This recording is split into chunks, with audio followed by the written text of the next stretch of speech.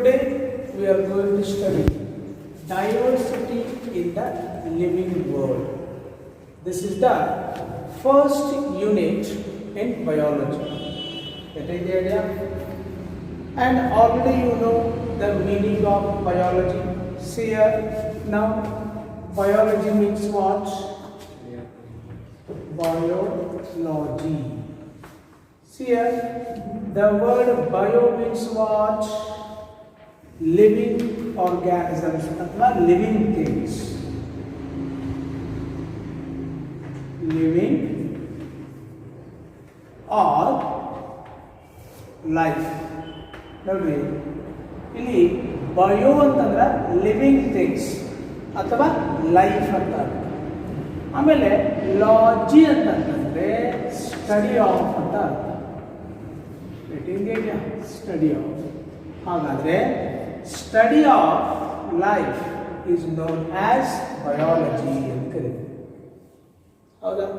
Study of living organisms, study of life is called as biology ಅಂತ ಕರೀತೀವಿ. ಅರ್ಥ ಆಯ್ತಾ? ಅಂದ್ರೆ in biology we are going to study only about living things. ಹೌದಾ? ಅಂದ್ರೆ ಜೀವಶಾಸ್ತ್ರದಲ್ಲಿ ಕನ್ನಡದೊಳಗ ನಾವು ಜೀವಶಾಸ್ತ್ರ ಅಂತ ಕರಿತೀವಿ. ಅಂದ್ರೆ ಜೀವಿಗಳ ಬಗ್ಗೆ ಅಧ್ಯಯನ. ಹೌದಾ? ಜೀವಿಗಳ ಬಗ್ಗೆ ಅಧ್ಯಯನ ಮಾಡತಕ್ಕಂಥ ಈ ವಿಜ್ಞಾನದ ಬ್ರಾಂಚ್ಗೆ ನಾವು ಬಯಾಲಜಿ ಅಂತ ಕರಿತೀವಿ. ಹೌದಾ? ಎಷ್ಟಾದ್ರು ಅಂದ್ರೆ ಬಯಾಲಜಿ ಯಾವ ಬ್ರಾಂಚ್ ಅಲ್ಲಿ ಕಲಿತಿದೀವೋ you are all science students. ಹೌದಾ? ಸೈನ್ಸ್ ಒಳಗೆ ಬಯಾಲಜಿ ಒಂದು ಸಬ್ಜೆಕ್ಟ್, ಫಿಸಿಕ್ಸ್ ಒಂದು ಸಬ್ಜೆಕ್ಟ್, ಕೆಮಿಸ್ಟ್ರಿ ಒಂದು ಸಬ್ಜೆಕ್ಟು, ಮ್ಯಾಥಮೆಟಿಕ್ಸ್ ಒಂದು ಸಬ್ಜೆಕ್ಟ್. ಹಂಗಾರೆ biology it is also a branch of science. ಓದಿದ್ವಲ್ಲ ಫಿಸಿಕ್ಸ್ ಒಳಗೆ.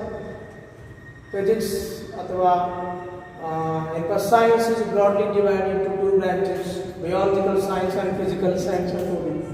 ಹಾಗಿದು ಬಯಾಲಜಿಕಲ್ ಸೈನ್ಸ್. ಅಂದರೆ biology means it is a branch of science. ಇದು ಕೂಡ ವಿಜ್ಞಾನದ ಒಂದು ಬ್ರಾಂಚ್. ಇಲ್ಲೇನು ಮಾಡ್ತೀವಿ? It deals with the study of living things. It deals with the study of living organisms ಅಂತ ಹೇಳ್ತಾರೆ. ಅದಕ್ಕೆ ವಾಟ್ ಈಸ್ ಬಯಾಲಜಿ ಅಂತ ಹೇಳಿದ it is a branch of science which deals with the study of living things. Getting the idea? Okay. Now see here, in biology we are going to study the first unit, that is diversity in the living world. ನಾವೀಗ first unit ಅನ್ನ study ಮಾಡ್ತಾ ಇದ್ದೀವಿ. ಹೌದಾ? ಹಾಗಾದ್ರೆ ನೀವು ಬಯಾಲಜಿನ ಹೇಳುವಾಗ ಹೇಳಿದೆ living things ಬಗ್ಗೆ ಸ್ಟಡಿ ಮಾಡ್ತೇವೆ ಅಂತ ಹೇಳಿ.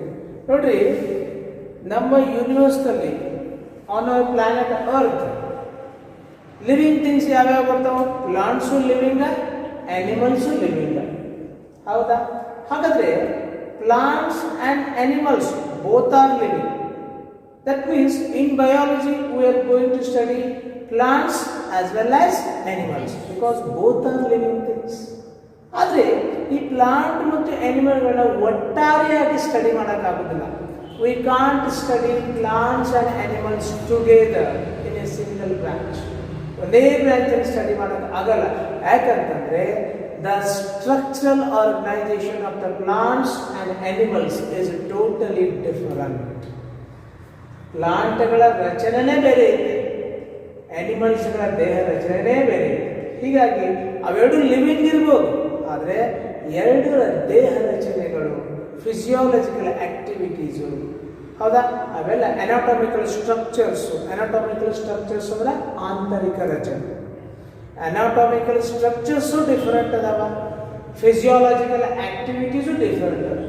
ನಮ್ಮಲ್ಲಿ ಬ್ಲಡ್ ಸರ್ಕ್ಯುಲೇಟ್ ಆಗ್ತದೆ ಅನಿಮಲ್ಸ್ಗಳಲ್ಲಿ, ಆದರೆ ಪ್ಲಾಂಟ್ಗಳಲ್ಲಿ ಬ್ಲಡ್ ಇಲ್ಲ. ಹೌದು ಇಲ್ಲ? Yes or no? ನಮ್ಮಲ್ಲಿ ಬ್ಲಡ್ ವೆಸಲ್ಸ್ ಅದಾವ, ಅಲ್ಲಿ ಜೈಲಮ್ ಫ್ಲೋಯಮ್ ಅದಾವ. ಸೊ ಇದರ ಅರ್ಥ ಏನಪ್ಪ ಅಂತಂದ್ರೆ anatomical structures and physiological activities both are different in plants and animals. That's why we can't study them in a single branch.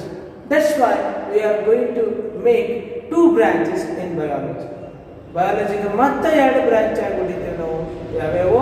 ಜೂಲಾಜಿ and botany ಅಂತ. ಅಂದ್ರೆ in biology, see here,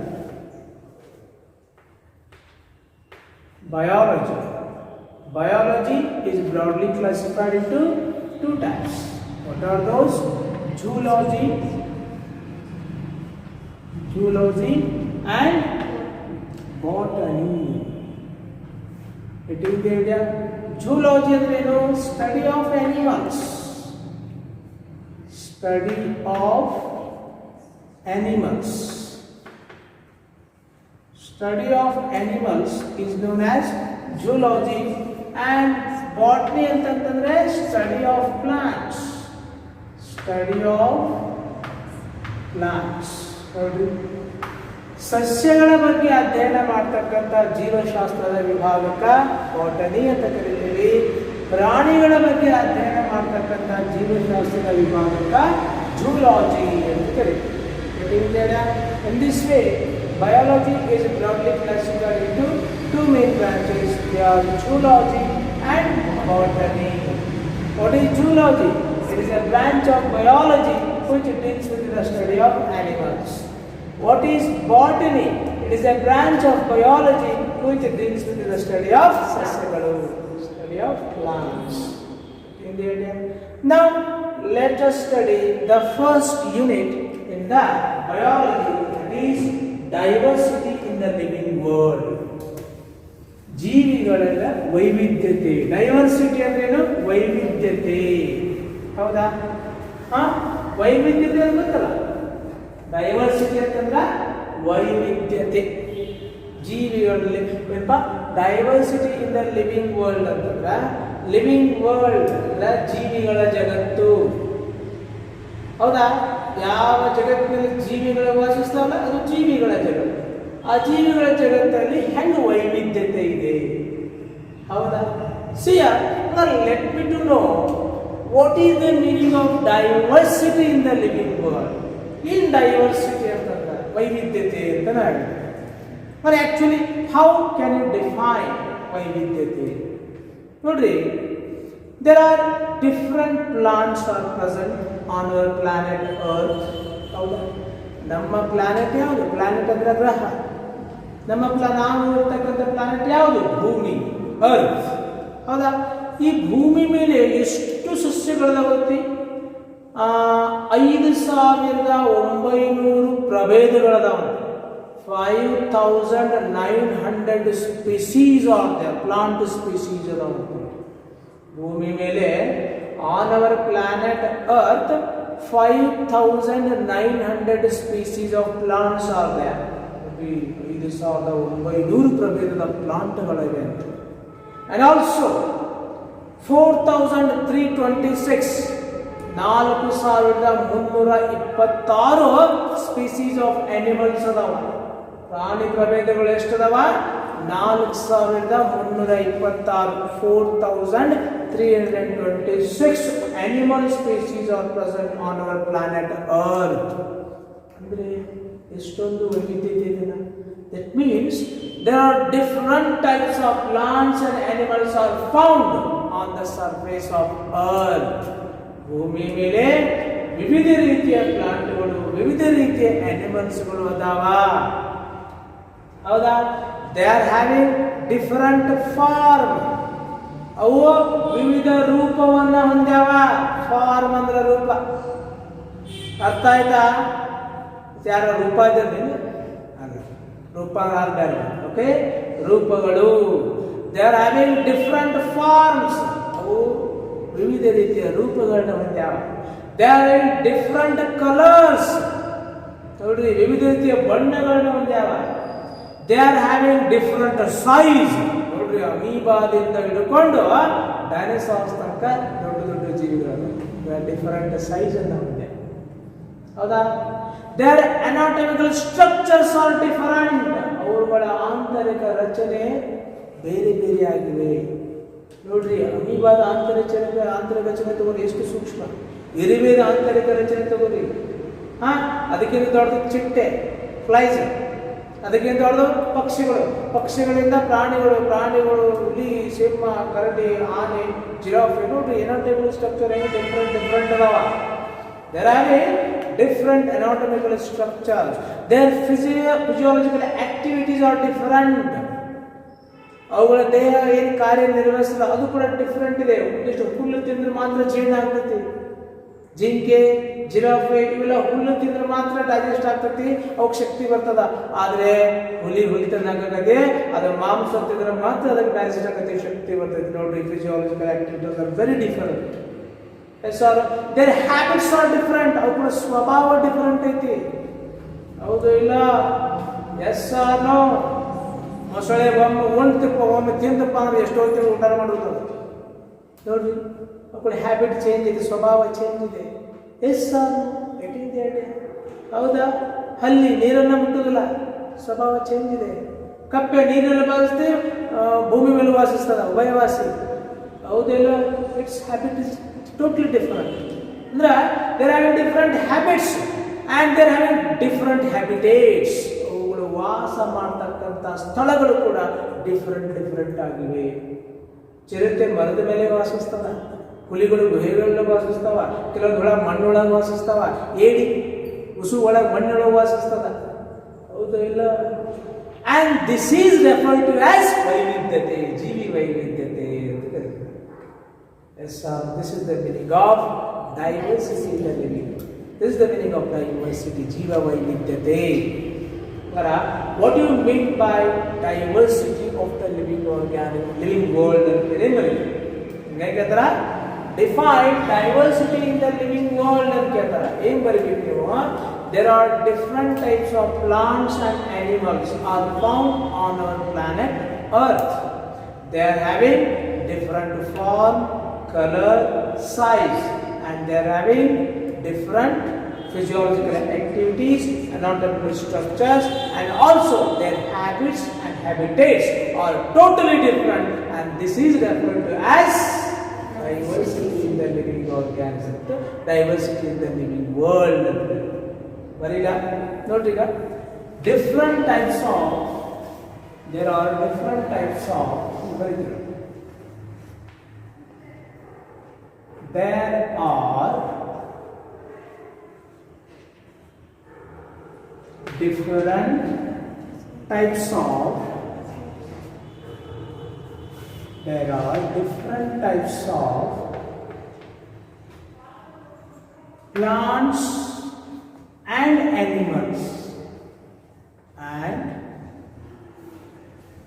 animals are found on our planet Earth. On our planet Earth. Yes, sir. There are different types of plants and animals are found on our planet Earth. They are having different form. They are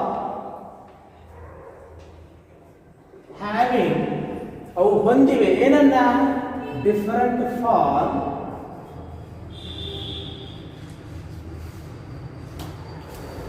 different form ರೂಪ, ವಿವಿಧ ರೂಪಗಳು ಹೊಂದ್ಯಾವ. Different form, different colour and different form, colour and size. ನೋಡ್ರಿ, ವಿವಿಧ ರೂಪಗಳನ್ನು ಹೊಂದ್ಯಾವ, ಬಣ್ಣಗಳನ್ನು ಹೊಂದ್ಯಾವ, ವಿವಿಧ ಗಾತ್ರಗಳನ್ನು ಹೊಂದ್ಯಾವ. ನೋಡ್ರಿ, they are having different form, colour and size. Next size and also different anatomical structures, also different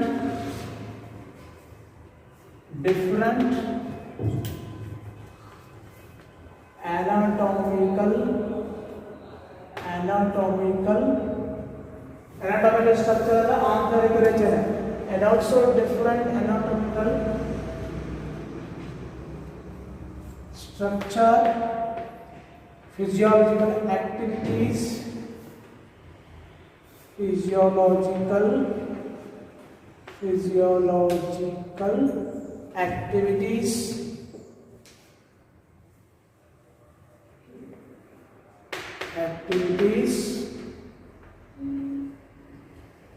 different habitats, different habits,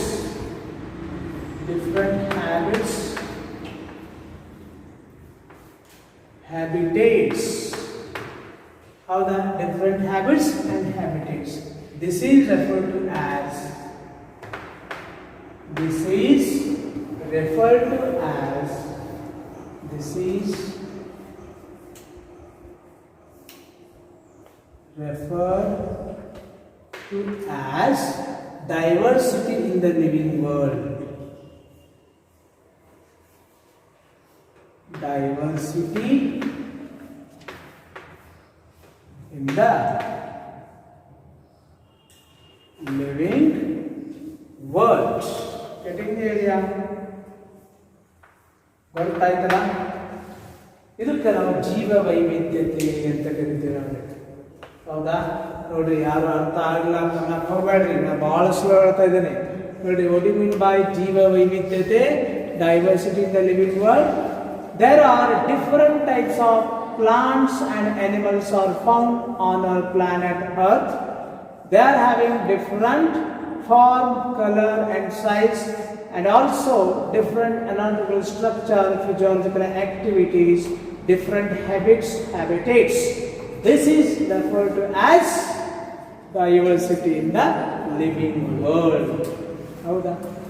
ಈ ಟಾಪಿಕ್ ದಲ್ಲಿ ನಾವು ಏನು ಸ್ಟಡಿ ಮಾಡ್ತಾ ಇದ್ದೀವಿ? We are going to study different types of plants and animals. Yes sir. ಹಾಗಾದ್ರೆ ಇಲ್ಲೊಂದು question arise ಆಗ್ತದೆ. ಏನಾ ಕ್ವಶನ್ ಅಂತಂದ್ರೆ, ಇವು ಡಿಫರೆಂಟ್ ಟೈಪ್ಸ್ ಅದಾವು ಅಂತಂತಂದ್ರೆ, ಬಹಳಷ್ಟು ಜೀವಿಗಳು ವೆರೈಟಿ ಆಫ್ ಅದಾವ ಅಂತಂತಂದ್ರೆ ನಮಗೆ ಅವನ್ನ ಹೆಂಗೆ ಐಡೆಂಟಿಫೈ ಮಾಡೋದು? ಅವನ್ನ ಕ್ಲಾಸಿಫಿಕೇಶನ್ ಮಾಡದ ಅಧ್ಯಯನ ಮಾಡೋಕ್ಕಾಗೋದಿಲ್ಲ. Yes sir. ಈಗ ಕ್ವಶನ್ ಈಗ ನೀವು SSLC ಮುಗಿದ ತಕ್ಷಣ ಎಲ್ಲರೂ PUC ಕೊಡ್ತೀವಿ, ಹೌದಾ? ಈಗ ಎಲ್ಲ ಕಮರ್ ಆರ್ಟ್ಸ್, ಕಾಮರ್ಸ್, ಸೈನ್ಸ್, ಜೋಶಿ, ಡಿಪ್ಲೊಮಾ ಎಲ್ಲ ಮಿಕ್ಸ್ ಆಗಿ ತಿಳ್ಕೊಳ್ಳಿ. ನಿಮ್ಮನ್ನ ಹೆಂಗೆ ಕಲಿಸೋದು? ಡಿಫಿಕಲ್ಟ್ ಆಗುತ್ತೆ. ಹಂಗಾರೆ ನೀವು ಏನು ಮಾಡಬೇಕು? ವರ್ಗೀಕರಣ ಮಾಡಬೇಕು. ಸೈನ್ಸ್ ಸ್ಟೂಡೆಂಟ್ಸ್ನ ಒಂದು ಕಡೆ, ಆರ್ಟ್ಸ್ ಸ್ಟೂಡೆಂಟ್ಸ್ನ ಒಂದು ಕಡೆ, ಕಾಮರ್ಸ್ ಸ್ಟೂಡೆಂಟ್ಸ್ನ ಒಂದು ಕಡೆ, ಹಿಂಗೆ ವರ್ಗೀಕರಣ ಮಾಡಿದ್ರೆ ನಾವು ನಿಮ್ಗೆ ಸರಿಯಾಗಿ ಟೀಚ್ ಮಾಡಬೇಕು. ಹಂಗೆ ನಮ್ಮ ಲಿವಿಂಗ್ ವರ್ಲ್ಡ್ನಲ್ಲಿ, ಆನ್ ಅವರ್ ಪ್ಲಾನೆಟ್ ವರ್ಲ್ಡ್, ಬಹಳಷ್ಟು ರೀತಿಯ ಪ್ಲಾಂಟ್ಗಳು, ಬಹಳಷ್ಟು ರೀತಿಯ ಆ್ಯನಿಮಲ್ಗಳವ. ಹಾಗಾಗಿ ಅವನು ವರ್ಗೀಕರಣ ಮಾಡಿದರೆ ಮಾತ್ರ ಅವುಗಳನ್ನು ನಾವು ಸಿಸ್ಟಮೆಟಿಕ್ ಆಗಿ ಸ್ಟಡಿ ಮಾಡಬಹುದು. ಹೌದಲ್ಲೋ? ಹಾಗಾಗಿ ಈ ಟಾಪಿಕ್ದಲ್ಲಿ how the animals are classified, on what base they are classified, you are going to study in this topic. ಹೌದಾ? ಕ್ಲಾಸಿಫಿಕೇಶನ್ ಮಾತ್ರ ಅಲ್ಲ, ಅವನು ಐಡೆಂಟಿಫೈ ಮಾಡಬೇಕು. ಯಾವ ಆಧಾರದ ಮೇಲೆ ಕೆಲಸ ಮಾಡುತ್ತಾರೆ ಅದನ್ನ ಐಡೆಂಟಿಫೈ ಮಾಡಬೇಕು. ಈಗ ಬಹಳಷ್ಟು SSC ಗ್ರೂಪ್ ಕೂಡಿದಾಗ ಅಲ್ಲಿ ಫಸ್ಟ್ ಐಡೆಂಟಿಫೈ ಮಾಡಬೇಕು, ಯಾರನ್ನ ಯಾವ ಕ್ಲಾಸಿಗೆ ಹಾಕೋದು ಅಂತ ಹೇಳಿ. ಫಸ್ಟ್ ಐಡೆಂಟಿಫಿಕೇಶನ್ ಮಾಡಬೇಕು, ಆಮೇಲೆ ಕ್ಲಾಸಿಫೈ ಮಾಡಬೇಕು, ಆಮೇಲೆ ಅವ್ರಿಗೆ ಹೆಸರು ಕೊಡಬೇಕು. ಹೆಸರು ಇಟ್ಟಿಂದೇಳಿಯ ಅವನ್ನ ಐಡೆಂಟಿಫೈ ಮಾಡಿ, ವರ್ಗೀಕರಣ ಮಾಡಿ, ಸಿಮಿಲಾರಿಟೀಸ್ ಮೇಲೆ ವರ್ಗೀಕರಣ ಮಾಡೋದು ಮಾಡಿ, ಆಮೇಲೆ ಅವಕ್ಕೊಂದು ನೇಮ್ ಕೊಡಬೇಕು. ಈ ರೀತಿ naming, identification and classification of organism is called what? ಇದಕ್ಕೆ ಏನು ಕೇಳ್ತಾರ? ಒಂದು ಜೀವಿಗಳಿಗೆ ಹೆಸರು ಕೊಟ್ಟು, ಅವನು ಐಡೆಂಟಿಫೈ ಮಾಡಿ, ಹೆಸರು ಕೊಟ್ಟು ವರ್ಗೀಕರಣ ಮಾಡಿದಾಗ ಅವನು ನಾವು ಸಿಸ್ಟಮೆಟಿಕ್ ಆಗಿ ಸ್ಟಡಿ ಮಾಡಬಹುದು.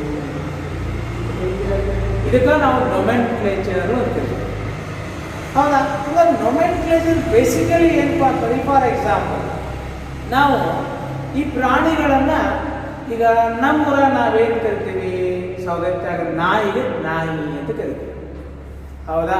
ಲಂಡನ್ಗೆ ಹೋಗಿ ಪ್ಯಾರಿಸ್ ನಾಯಿ ಅಂತ ಕೇಳಿ ಗೊತ್ತಾಗತ್ತದ ಅವರಿಗೆ.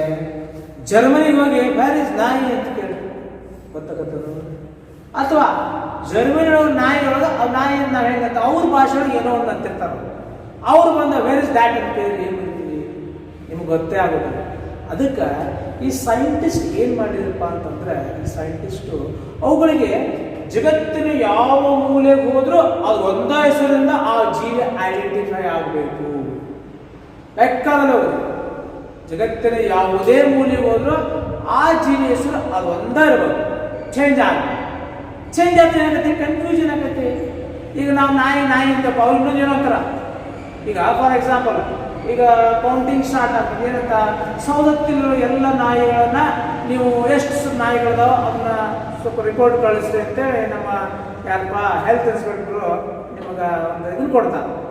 ಸವದತ್ತಿ ಒಳಗೆ ಎಷ್ಟು ನಾಯಿ ಇದಾವೋ ಅದನ್ನು ನಮ್ಗೆ ಅಪ್ಡೇಟ್ ಮಾಡಿರಿ ಅಂತ. ನಾಯಿ ನಂಬರ್ 1 2 3 4 ಈಗ ಯಾರೋ ನೇಮಿಸ್ತಾರೆ, ಹಾಂ ನಮ್ಮ ಸವದತ್ತಿ ಒಳಗೆ ಒಂದು 100 ನಾಯಿಗಳಿದಾವೆ ಅಂತ ಬರೆದು ಕಳಿಸ್ತೀವಿ. ಅದೇ ರೀತಿ ಧಾರವಾಡದ ನಾಯಿ ಅನ್ನೋಲ್ಲ ಅನ್ಕೊಂಡು ಬೇರೆ ಏನೋ ಹೆಸರು ಹೇಳ್ತಾರೆ.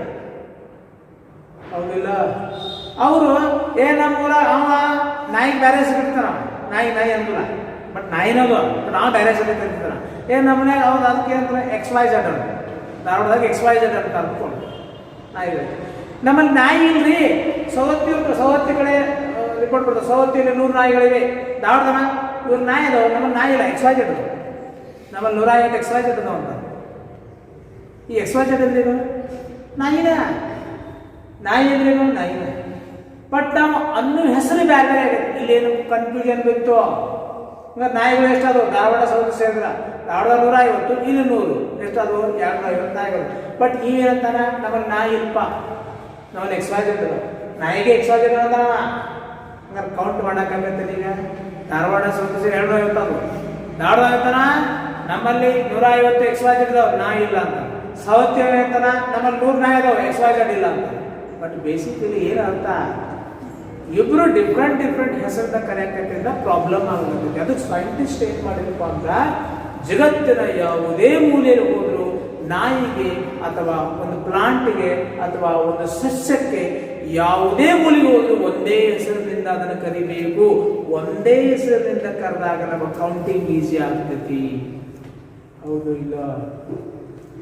5900 ಪ್ರಭೇದಗಳದ ಅಂತ ಹೇಳಿದೆ. ಸ್ಪೆಸಿಸ್ ಇರೋದು ಹೆಂಗೆ ಗೊತ್ತಾಯ್ತು? ಸೈಂಟಿಫಿಕ್ ನೇಮ್ ಕೊಟ್ಟರು, ಎಲ್ಲರಿಗೂ ಮೆಸೇಜ್ ಕಳಿಸಿದ್ರು, ನಿಮ್ಮಲ್ಲಿ ಈ ರೀತಿಯ ಪ್ರಭೇದ ಐದು ನೋಡ್ರಿ. ಹೌದು, ಅದಕ್ಕೊಂದು ನೇಮ್ ಕೊಟ್ಟಾಗ ಗೊತ್ತಾಯ್ತು. ಅಂದ್ರೆ ಇದರ ಅರ್ಥ ಏನಪ್ಪ ಅಂದ್ರೆ, ಒಂದು ಜೀವಿಗೆ ಒಂದೇ ಹೆಸರನ್ನ ಕೊಟ್ಟಾಗ ನಾವು ಅವು ಎಷ್ಟು ಅದಾವ ಅಂತ ಕೌಂಟ್ ಮಾಡಬಹುದು ಜಗತ್ತಿನಲ್ಲಿ. ಹೌದು ಇಲ್ಲ? ಹಂಗಾರ ಆ ಒಂದೇ ಹೆಸರಿನಿಂದ ಎಲ್ಲಾ ಕಡೆ ಅದು ರಿಕಗ್ನೈಸ್ ಆಗಬೇಕಲ್ಲ. ಆ single name which is recognized, the same name ಅನ್ನ ಎಲ್ಲಾ ಕಡೆ ರಿಕಗ್ನೈಸ್ ಆಗುತ್ತೆ. that same name, single name is called what? Scientific name, ವೈಜ್ಞಾನಿಕ ಹೆಸರು ಅಂತ ಕರೆಯುತ್ತಾರೆ. ಅರ್ಥ ಆಗುತ್ತೆ ನಾಡಿದ್ದು ಅವಕ್ಕ ವೈಜ್ಞಾನಿಕ ಹೆಸರು ಅಂತ ಕರೆದು. ಅಂದ್ರ ಎಲ್ಲ ಜೀವಿಗಳಿಗೆ ವೈಜ್ಞಾನಿಕ ಹೆಸರನ್ನು ಕೊಡುವ ಪದ್ಧತಿಗೆ ನೊಮೆನ್ಕ್ಲೇಚರ್ ಎನ್ನುತ್ತಾರೆ. Scientific naming of living organisms is called as nomenclature. Now, what do you mean by nomenclature? ಜಗತ್ತಿನಲ್ಲಿರ್ತಕ್ಕಂಥ ಎಲ್ಲ ಜೀವಿಗಳಿಗೆ ವೈಜ್ಞಾನಿಕ ಹೆಸರುಗಳನ್ನು ಕೊಡುವ ಪದ್ಧತಿಗೆ, ಸೂಚಿಸುವ ಪದ್ಧತಿಗೆ nomenclature ಎನ್ನುತ್ತಾರೆ. The method of scientific naming of living organisms is known as nomenclature. ಹಾಗಾದ್ರೆ ಸೈಂಟಿಫಿಕ್ ನೇಮನ್ನು ಹೆಂಗೆ ಕೊಡ್ತಾರ, ಯಾವ ಆಧಾರದ ಮೇಲೆ ಕೊಡ್ತಾರ, ಈ ಸೈಂಟಿಫಿಕ್ ನೇಮ್ಗಳು ಯಾವ ಭಾಷೆಯಲ್ಲಿ ಇರ್ತಾವ ಅದನ್ನು ನೋಡ್ಬೇಕಂತಂದ್ರೆ, first you should understand the characteristic properties of living organisms. ಅರ್ಥ ಆಯ್ತಾ? ಅದನ್ನು ನೋಡಿಕೊಂಡು ನಾವು ನೊಮೆನ್ಕ್ಲೇಚರ್ಗೆ ಹೋಗೋಣ. ಅಂದ್ರೆ ಇನ್ ಜನರಲ್ ನೊಮೆನ್ಕ್ಲೇಚರ್ ಅಂದ್ರೆ ಏನು? The method of scientific naming of living organisms. ಜೀವಿಗಳಿಗೆ ವೈಜ್ಞಾನಿಕ ಹೆಸರುಗಳನ್ನು ಕೊಡುವ ಪದ್ಧತಿಗೆ ನಾವು ಏನಂತ ಕರಿತೇವೆ? ನೊಮೆನ್ಕ್ಲೇಚರ್ ಅಂತ ಕರಿತೇವೆ. ಯಾಕಂದ್ರೆ ನೊಮೆನ್ಕ್ಲೇಚರ್ ಪದ್ಧತಿ ಇರ್ಲಿಲ್ಪ ಅಂತಾರ, we can't count how many organisms are there. ಹೌದಾ? ಎಷ್ಟು ಯಾವ್ಯಾವ ಪ್ರಭೇದಗಳು ಅದಾವ, ಯಾವ ಪ್ರಭೇದಗಳು ಎಷ್ಟೆಷ್ಟು ಅದಾವು ನಮ್ಗೆ ಗೊತ್ತಾಗ್ತಿದ್ದಲ್ಲ. ಅದಕ್ಕೆ ನೊಮೆನ್ಕ್ಲೇಚರ್ ಅನ್ನ ಪದ್ಧತಿ ಜಾರಿಗೆ ಬಂತು. ಹೌದಾ? ನೊಮೆನ್ಕ್ಲೇಚರ್ ಅಂದ್ರೆ ಜೀವಿಗಳಿಗೆ ವೈಜ್ಞಾನಿಕ ಹೆಸರುಗಳನ್ನ ಕೊಡುವ ಪದ್ಧತಿ. The method of scientific naming of living organisms is known as nomenclature. ಇದರ ಬಗ್ಗೆ ಈ characteristic properties of living organisms ಅನ್ನು ಸ್ಟಡಿ ಮಾಡಿ ಆಮೇಲೆ nomenclature ಹೋಗೋಣ. ಅದನ್ನ ಯಾಕೆ ಈಗ ಹೇಳಬೇಕಾಗ್ತಂತಂದ್ರೆ ಇಷ್ಟೊಂದು ಜೀವ ವೈವಿಧ್ಯತೆ ಐತಿ, ಇಷ್ಟೊಂದು ವೆರೈಟಿ ಆಫ್ ಪ್ಲಾಂಟ್ಸ್ ಅನಿಮಲ್ಸ್ ಅದಾವ. ಅವನ್ನ ಅಧ್ಯಯನ ಮಾಡ್ಬೇಕಾದ್ರೆ ನಾವು ಪರ್ಟಿಕ್ಯುಲರ್ ಹೆಸರು ಕೊಡಬೇಕು. ಆ ಹೆಸರು ಜಗತ್ತಿನ ಯಾವುದೇ ಮೂಲೆಗೆ ಹೋಗ್ಲಿ ಅದೇ ಹೆಸರಿನಿಂದ ಆ ಪ್ರಾಣಿ ರಿಕಗ್ನೈಸ್ ಆಗಬೇಕು. ಫಾರ್ ಎಕ್ಸಾಂಪಲ್ ನಾನು ಹೇಳ್ತೀನಿ, ಈಗ ನೀವು ಬಟಾಣಿ ಕಾಳು ತಿಂದಿರಲ್ಲ, ಆ ಬಟಾಣಿ ಪ್ಲಾಂಟಿಗೆ ನಾವು ಪಿ ಪ್ಲಾಂಟ್ ಅಂತ ಕರಿತೀವಿ. ಹೌದಾ? PEA, ಪಿ ಅಂತಂದ್ರೆ ಏನು? ಪಿ ಬಿಡ್ತಿರಲ್ಲ ಅದಲ್ಲ. ಹೌದಾ? ನನ್ನ ಸಂಬಂಧ ಪಿ ಅಂತಿರಲ್ಲ ಅದಲ್ಲ. PEA, ಪಿ ಅಂತಂದ್ರೆ ಬಟಾಣಿ. ಆ ಬಟಾಣಿ ಪ್ಲಾಂಟಿಗೆ ಏನು ಹೇಳ್ತಾರೆ ವ್ಯಕ್ತಿ? ಪೈಸಮ್ ಸ್ಯಾಟಿವಮ್ ಅಂತ ಕರೀತಾರೆ. ನೋಡಿ, ಪೈಸಮ್ PISUM, ಪೈಸಮ್ ಸ್ಯಾಟಿವಮ್. Payasum sativum. It is the scientific name of pea plant. ಬಟಾಣಿ ಕಾಳದ ವೈಜ್ಞಾನಿಕ ಹೆಸರು ಪೈಸಮ್ ಸ್ಯಾಟಿವಮ್. ಹೌದಾ? ಮ್ಯಾಂಗೋ ತಿಂದಿರಿ? ಮಾವಿನ ಹಣ್ಣು ವೈಜ್ಞಾನಿಕ ಹೆಸರು ಏನು ಗೊತ್ತಲ್ಲ? ಮ್ಯಾಂಗಿಫೆರಾ ಇಂಡಿಕಾ. ಮ್ಯಾಂಗಿಫೆರಾ ಇಂಡಿಕಾ ನೋಡ್ರಿ, ಮ್ಯಾಂಗಿಫೆರಾ ಇಂಡಿಕಾ ಅಂದ್ರೆ ಮಾವಿನ ಹಣ್ಣಿನ ವೈಜ್ಞಾನಿಕ ಹೆಸರು. Name the scientific name of mango, Mangifera indica. Name the scientific name of pea plant, Pisum sativum. ಹೌದಾ? Name the scientific name of potato, potato ಅಂದ್ರೆ ಬಟಾಟಿ. ಹೌದಾ? ಅದ್ರ ಹೆಸರು ಯಾವುದಕ್ಕೂ? ಸೊಲಾನಮ್, ಸೊಲಾನಮ್ ಟಿಬರೋಸಮ್, ಟಿಬರೋಸಮ್. ಈ ವರ್ಡ್ಗಳನ್ನು ಗಾಬಡಿ ಬೇಡ, ಅರ್ಥ ಆಯ್ತಾ? ಸೊಲಾನಮ್ ಟಿಬರೋಸಮ್ ಅಂತಂದ್ರೆ ಇದು ಬಟಾಟಿ ಅಂದ್ರೆ ಪೊಟ್ಯಾಟೋದ ವೈಜ್ಞಾನಿಕ ಹೆಸರು, ಸೈಂಟಿಫಿಕ್ ನೇಮ್. ಜಗತ್ತಿನ ಯಾವುದೇ ಮೂಲೆಯವರು ಸೊಲಾನಮ್ ಟಿಬರೋಸಮ್ ಕೊಡ್ರಿ ಅಂತ ಎಜುಕೇಟೆಡ್ ಪೀಪಲ್ ನ ಕೇಳಿದ್ರೆ ಅವ್ರಿಗೆ ಪೊಟ್ಯಾಟೋ ಅಂತ ಗೊತ್ತಾಗುತ್ತೆ. ಹೌದಾ? Yes or no? Pisum sativum ಜಗತ್ತಿನ ಯಾವುದೇ ಮೂಲೆಗೆ ಹೋಗ್ರಿ ಪೀ ಪ್ಲಾಂಟ್ ಅಂತ ಗೊತ್ತಾಗುತ್ತೆ. ಇದನ್ನ ಎಲ್ಲಾ ಕಡೆನೂ ಇದೇ ಹೆಸರಿನಿಂದ ಗುರುತಿಸ್ತಾರೆ. ನಾವು ನೀವೆಲ್ಲ ಬಟಾಣಿ ಕಾಳುತ್ತೆ, ಆ ವೈಜ್ಞಾನಿಕ ಹೆಸರು ಇದು. ಹೌದಾ? ನೀವು 1 ಮಾರ್ಕ್ಸ್ಗೆ CET, NEET ಇವೆಲ್ಲ ಕೇಳ್ತಾರೆ. Name the scientific name of potato, Solanum tuberosum. Name the scientific name of pea, Pisum sativum. Name the scientific name of mango, Mangifera indica. ಯಾವ ಭಾಷೆ ಇದು? ಲ್ಯಾಟಿನ್ ಭಾಷೆ. ವೈಜ್ಞಾನಿಕ ಹೆಸರುಗಳು ಎಲ್ಲಿಂದ ಡಿರೈವ್ ಆಗ್ಯಾವ? ಲ್ಯಾಟಿನ್ ಭಾಷೆಯಿಂದ ಡಿರೈವ್ ಆಗ್ಯಾವ. ಈ ನಿಮ್ಮ ಕ್ವಶನ್ ಯಾಕ್ರಿ ಬೇರೆ ಭಾಷೆ ಇರಲಿಲ್ಲ ನೋಡಿ, ಯಾಕೆ ಇಂಗ್ಲಿಷ್ ಅಂದ್ರೆ ಇಂಟರ್ನ್ಯಾಷನಲ್ ಭಾಷೆ ಅದ್ರಾಗ ಇರ್ಬೋದಿತ್ತಲ್ಲ ಅಂತ ನೀವು ಕೇಳ್ತೀವಿ. ಲ್ಯಾಟಿನ್ ಭಾಷೆನ ಯಾಕೆ ನಾವು ವೈಜ್ಞಾನಿಕ ಹೆಸರನ್ನಾಗಿ ಚೂಸ್ ಮಾಡಿದ್ವಿ ಅನ್ನೋದು ನಿಮ್ಮ ಕ್ವಶನ್.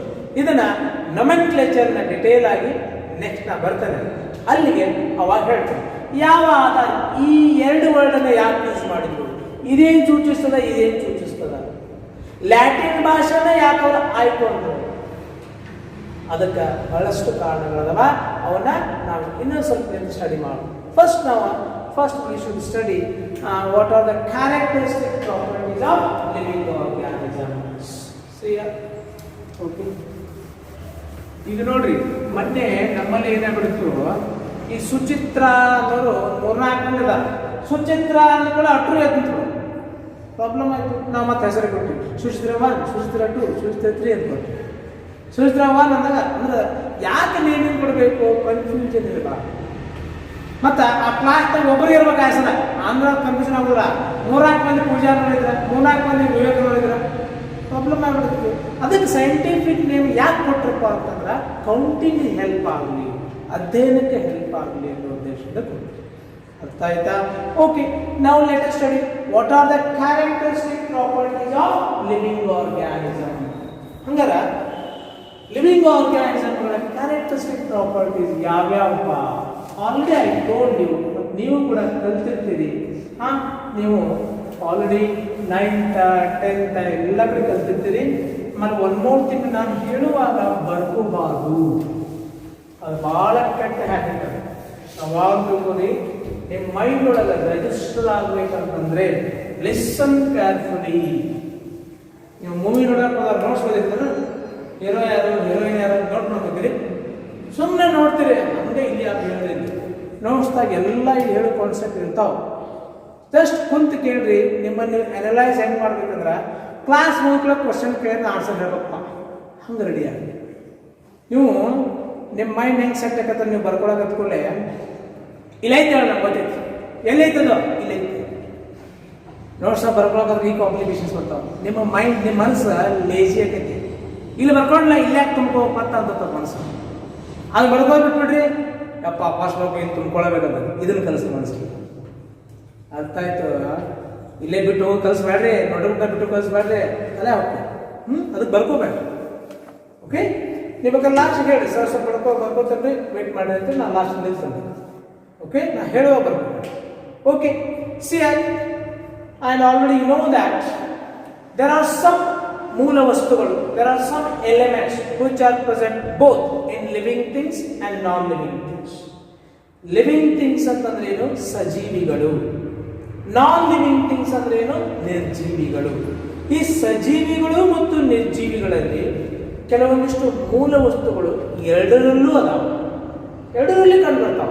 ಯಾವ್ಯಾವಪ್ಪ ಅಂತಂದ್ರೆ ಕಾರ್ಬನ್, ಹೈಡ್ರೋಜನ್, ಆಕ್ಸಿಜನ್, ನೈಟ್ರೋಜನ್. ಈ ಮೂಲ ವಸ್ತುಗಳು ಸಜೀವಿಗಳಲ್ಲಿ ಕಂಡು ಬರ್ತಾವ, ನಿರ್ಜೀವಿಗಳಲ್ಲಿ ಕಂಡು ಬರ್ತಾವ. ಹೌದಾ? Both living things and non living things are made up of both ಅಂದ್ರೆ ಎರಡು, both living things, both living things and non-living things. non-living things ಅಂದ್ರೆ ಏನು? ನಿರ್ಜೀವಿಗಳು. ಲಿವಿಂಗ್ ಥಿಂಗ್ಸ್ ಅಂದ್ರೆ ಸಜೀವಿಗಳು. both living things and non-living things are made up of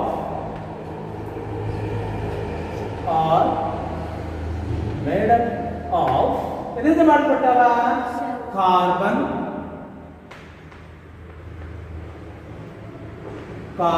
which is denoted by capital letter C, and hydrogen,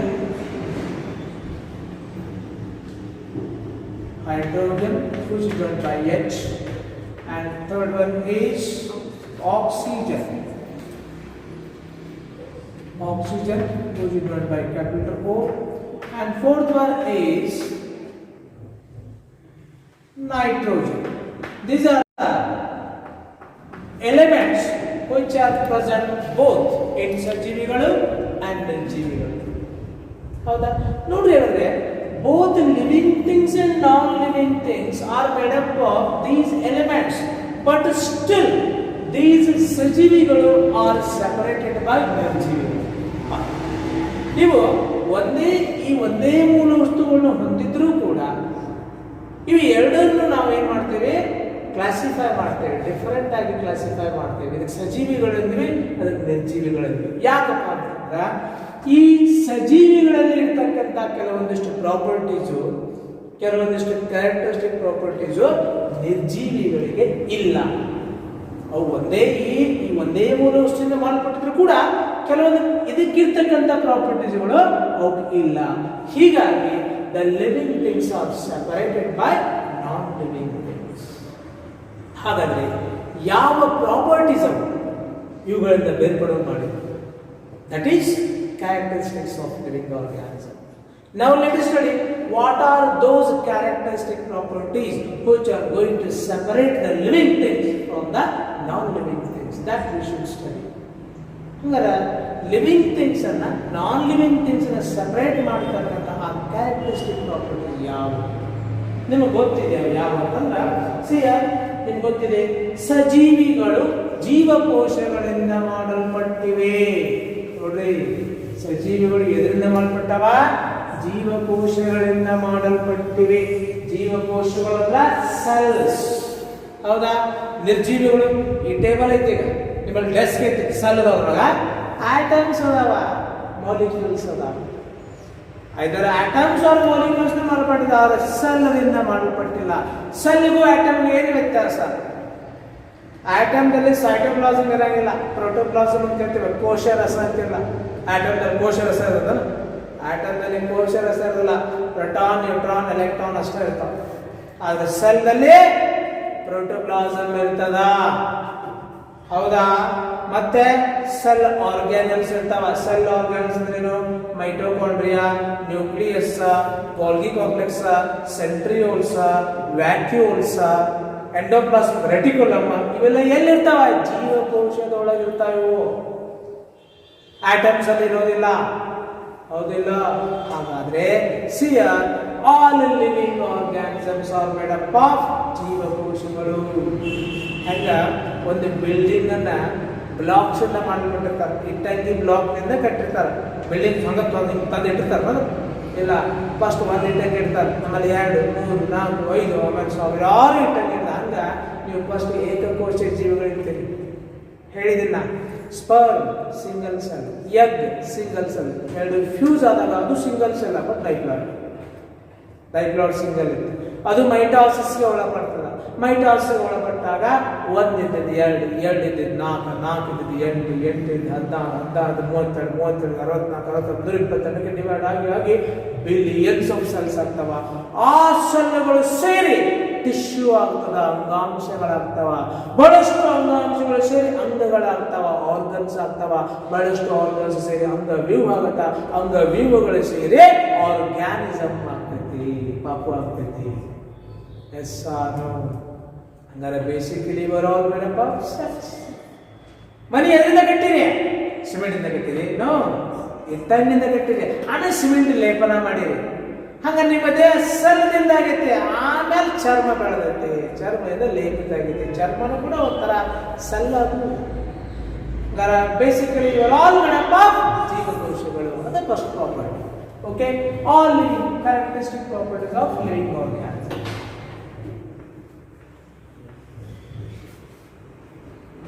Characteristic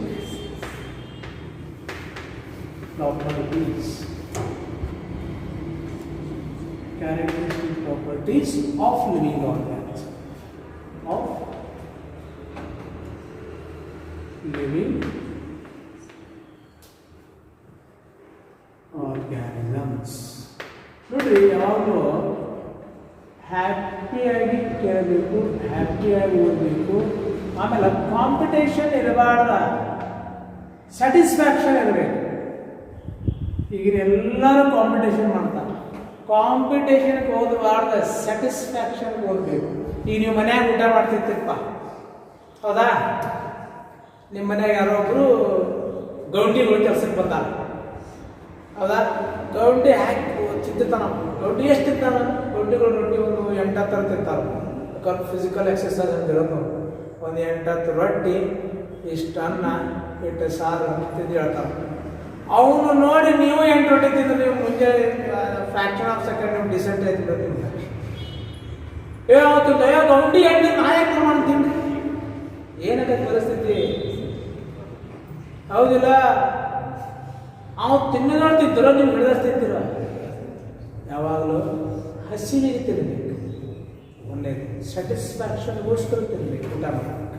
ಹಂಗೆ ಸ್ಯಾಟಿಸ್ಫ್ಯಾಕ್ಷನ್ಗೋಸ್ಕರ ಓದಬೇಕು. ಹಾಗಾದ್ರೆ ಇಲ್ಲಿ sir ನಾವು ಅರ್ಧ ತಾಸು ಮಾತ್ರ ಓದ್ತೀವಿ, ನಮ್ಮ ಸ್ಯಾಟಿಸ್ಫ್ಯಾಕ್ಷನ್ ಇಷ್ಟ ಐತಿ ಅಂತ ಅನ್ನೋದಲ್ಲ, ವೀಕ್ ಅಷ್ಟೇ. ಈಗ ನೋಡಿ, ಗೌಂಡಿ ನೋಡಿ, ಈ ಹೊಲ್ದಾಗ ಕೆಲಸ ಮಾಡೋರು 100 ವರ್ಷ ಬದುಕ್ತಾರೆ. ಇವತ್ತು ಡಾಕ್ಟರ್ಸು, ಇಂಜಿನಿಯರ್ಸು, ಪ್ರೊಫೆಸರ್ಸು ಇನ್ನೂ 60 ತುಂಬಿರೋದಿಲ್ಲ, 50ಕ್ಕೆ ಡೌನ್ ಆಗ್ಬಿಡ್ತಾವೆ. ಹೌದಿಲ್ಲ? ಕಾರಣ ಫಿಸಿಕಲ್ ಎಕ್ಸರ್ಸೈಸ್ ಇಲ್ಲ ಅಂದ್ರೆ ಹಸಿವಾಗೋದಿಲ್ಲ ಅಂತಂದ್ರೆ ದೇಹ ಚೆನ್ನಾಗಿ ಬೆಳೆದಿಲ್ಲ, ಆರೋಗ್ಯ ಸರಿ ಇರೋದಿಲ್ಲ, ಆಯುಷ್ ಕಮ್ಮಿ ಆಗ್ತದೆ. ಹೆಂಗ ಗೌಂಡಿ ಹೆಚ್ಚು ವರ್ಕ್ ಮಾಡ್ತಾನೆ ಫಿಸಿಕಲ್ ಎಕ್ಸರ್ಸೈಸ್ ಮಾಡೋದು ಹಸಿವಾಗಕ್ಕೆ. ಹಂಗ ಹೆಚ್ಚು ಟೀಚರ್ ಕಾಂಟ್ಯಾಕ್ಟ್ ಬರ್ರಿ, ಹೆಚ್ಚು ರಿಟರ್ನ್ ಪ್ರಾಕ್ಟೀಸ್ ಮಾಡ್ರಿ, ಹೆಚ್ಚು ಪುಸ್ತಕಗಳನ್ನ ಬಳಸ್ರಿ, ಹಸಿವು ಜಾಸ್ತಿ ಆಗುತ್ತೆ.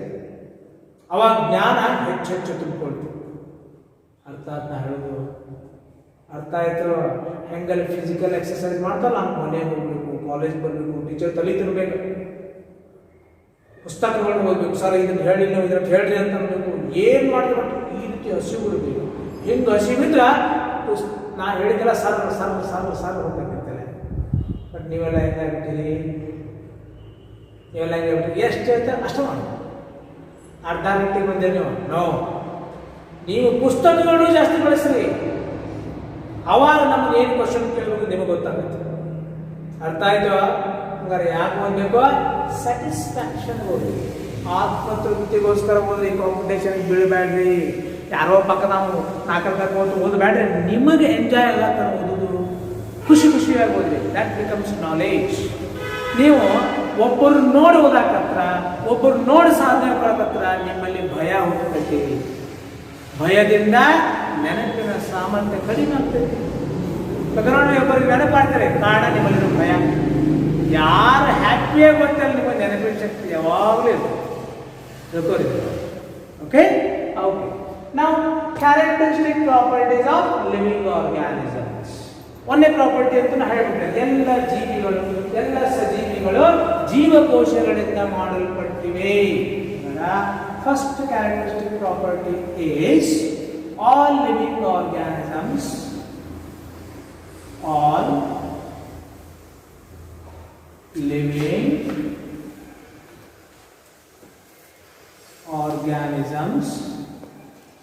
living organisms are made up of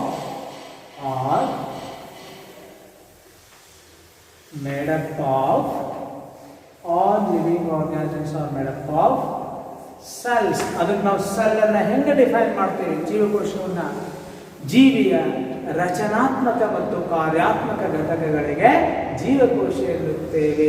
ಯಾಕಂದ್ರೆ ರಚನಾತ್ಮಕ ಅಂತ ಕರಿತೀವಿ? ಜೀವಿ ರಚನೆ ಆಗಿರೋದೇ ಸೆಲ್ದಿಂದ, ಅದಕ್ಕೆ ರಚನಾತ್ಮಕ, ಸ್ಟ್ರಕ್ಚರಲ್ ಅಂತ. ಕಾರ್ಯಾತ್ಮಕ ಘಟಕ ಅಂತ ಯಾಕಂದ್ರೆ ಆ ಜೀವಕೋಶಗಳೇ ನಮ್ಮ ಕಾರ್ಯವನ್ನು ನಿರ್ವಹಿಸ್ತಾ ಇದ್ದಾವೆ. ಅದು ಉಸಿರು ತಗೊಂಡಾಗ ಆ ಗ್ಲುಕೋಸ್ ಆಕ್ಸಿಡೈಸ್ ಆಗೋದು ಎಲ್ಲೇ? ಜೀವಕೋಶದೊಳಗ. ಫುಡ್ ಡೈಜೆಸ್ಟ್ ಆದ್ಮೇಲೆ ಗ್ಲುಕೋಸ್ ಆಗುತ್ತೆ. ಗ್ಲುಕೋಸ್ ಬ್ಲಡ್ ಮುಖಾಂತರ ಜೀವಕೋಶಗಳನ್ನೇ ತಲುಪ್ತದ. ಹೌದಿಲ್ಲ? ಎಲ್ಲ ಕಾರ್ಯಗಳು ನಡೆದು ಎಲ್ಲೇ? ನಿಮ್ಮ ಎಲ್ಲಾ ಕಾರ್ಯಗಳು ನಡೆದು ಜೀವಕೋಶದ ಒಳಗ. ಹೊಟ್ಟ್ಯಾಗಲ್ಲ, ಹೊಟ್ಟ್ಯಾಗ ಬರೀ ಊಟ ಕತ್ತರಿಸಲ್ಪಡ್ತದ, ಡೈಜೆಸ್ಟ್ ಆಗುತ್ತೆ. ಡೈಜೆಸ್ಟ್ ಆಗಿರ್ತಕ್ಕಂಥ ಆಹಾರ ಯುಟಿಲೈಸ್ ಆಗೋದು ಏನಪ್ಪಾ ಅಂದ್ರೆ ಜೀವಕೋಶದೊಳಗ. ಅದಕ್ಕ ದ ಸ್ಟ್ರಕ್ಚರಲ್ ಅಂದ್ರೆ ರಚನಾತ್ಮಕ and functional ಅಂದ್ರೆ ಕಾರ್ಯಾತ್ಮಕ, ಯೂನಿಟ್ ಅಂದ್ರೆ ಘಟಕ of living organism is called as cell. The structural and functional unit of living organism is called as cell. ಜೀವಿಯ ರಚನಾತ್ಮಕ ಮತ್ತು ಕಾರ್ಯಾತ್ಮಕ ಘಟಕಗಳಿಗೆ ನಾವು ಜೀವಕೋಶ ಎನ್ನುತ್ತೇವೆ. ಅರ್ಥ ಆಗತ್ತೆ? ಅಂದ್ರೆ all living organisms are made up of cells. Cells are nothing but these are the rachanatmaka and karyaatmaka ghatakaಗಳು of living organisms. The structural and functional unit of living organisms are known as cells ಅಂತ ಕರೀತೀವಿ. ಹೌದಾ? First property. Next, cell ಒಳಗೆ ಏನಿರ್ತೈತಿ? ಕೋಶ ರಸ ಇರ್ತದ, ಜೀವರಸ ಇರ್ತದ. ಯಾಕಂದ್ರೆ ಜೀವರಸ ಅಂತ ಕೇಳ್ತಾರೆ ಅಂತಂದ್ರ ಜೀವಿ ಸರ್ವೈವ್ ಆಗಕ್ಕೆ ಯಾವ್ಯಾವ ಬಯೋಕೆಮಿಕಲ್ ರಿಯಾಕ್ಷನ್ಸ್ ಬೇಕಲ್ಲ ಅವೆಲ್ಲ ಆ ಜೀವರಸದೊಳಗ ಆಗ್ತಾವ. ಅದಕ್ಕೆ ಜೀವರಸ ಅಂತ ಹೇಳ್ತಾರೆ. ಪ್ರೋಟೋಪ್ಲಾಸಮ್ ಅಂತ ಹೇಳ್ತಾರೆ. All vital activities, all important biochemical reactions are going to take place inside the jeevarasa, and the jeevarasa is called what? Protoplasm.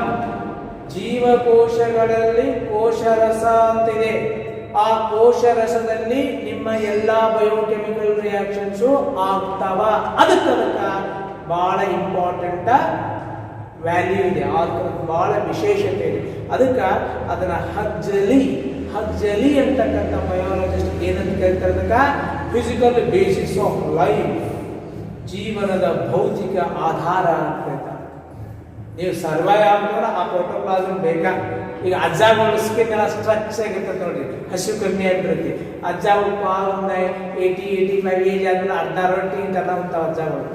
ಅವಾಗ ಸ್ಕಿನ್ ಎಲ್ಲ ಸ್ಟ್ರೆಚ್ ಆಗ್ಬಿಟ್ಟಿರುತ್ತೆ. ಯಾಕಂದ್ರೆ ಪ್ರೋಟೋಪ್ಲಾಸಮ್ ನಿಮಗೆ ಏಜ್ ಆದಾಗ ಪ್ರೋಟೋಪ್ಲಾಸಮ್ ಕ್ಷೀಣಿಸ್ತಾ ಹೋಗ್ತದೆ. ಪ್ರೋಟೋಪ್ಲಾಸಮ್ ಕ್ಷೀಣಿಸ್ತಾ ಹೋಗ್ತದ್ರ ನೀವು ಬ್ಯೂಟಿಫುಲ್ ಕಾಣಲ್ಲ, ನೀವು ಹ್ಯಾಂಡ್ಸಮ್ ಕಾಣಲ್ಲ. ಹೌದಲ್ಲ? ಏಜ್ ಆಗತ್ತ ಅದ್ರ ಅರ್ಥ ಏನು? ಪ್ರೋಟೋಪ್ಲಾಸಮ್ ಖಾಲಿ ಆಗತಕ್ಕಂತೆ ಜೀವಕೋಶದೊಳಗ, ಅದು ಏಜ್ ಆಗುತ್ತೆ. ಅರ್ಥ ಆಯ್ತಾ? ಎಸ್ ಆರ್ ನಿಮ್ಮ ದೇಹದಲ್ಲಿ ಎಲ್ಲಾ ವೈಟಲ್ ಆಕ್ಟಿವಿಟೀಸ್ ಎಲ್ಲಿ ನಡೆಯಕತ್ತಾವ? ಕೋಶರಸದಲ್ಲಿ, ಪ್ರೋಟೋಪ್ಲಾಸಮ್ದಲ್ಲಿ. ಹೌದಾ? ಈಗ ಉಂಡಾಹಾರ ಕರಗುವುದೆಲ್ಲೇ? ಹೊಟ್ಟೆಯಾಗ ಅನ್ಕೊಂಡ್ರೆ ಹೊಟ್ಟೆಯಾಗ ಜೀವನ ಆಗಿ ಬ್ಲಡ್ ಹೋಗಕ್ಕೆ, ಬ್ಲಡ್ ಇಂದ ಸಲ್ಲಿ ಹೋಗುತ್ತೆ, ಗ್ಲುಕೋಸ್ ಸಲ್ಲಿ ಹೋದಾಗ ಅಂತ ತಗೊಳ್ತೀರಿ, ಆಕ್ಸಿಡೈಸ್ ಆಗೈತಿ, ಆ ಗ್ಲುಕೋಸ್ ಹೊಡಿತೈತಿ, ಆ ATP ಪ್ರೊಡ್ಯೂಸ್, ಆ ATP ಕೋಶರಸದಿಂದ ನಿಮಗೆ ಬರ್ತದ. ನೋಡ್ರಿ, ಅಂದ್ರೆ ನಿಮ್ಮ ಎಲ್ಲ ವೈಟಲ್ ಆಕ್ಟಿವಿಟೀಸ್ ಎಲ್ಲಿ ನಡೆದಾವ? ಕೋಶರಸದಲ್ಲಿ ನಡೆದಾವ.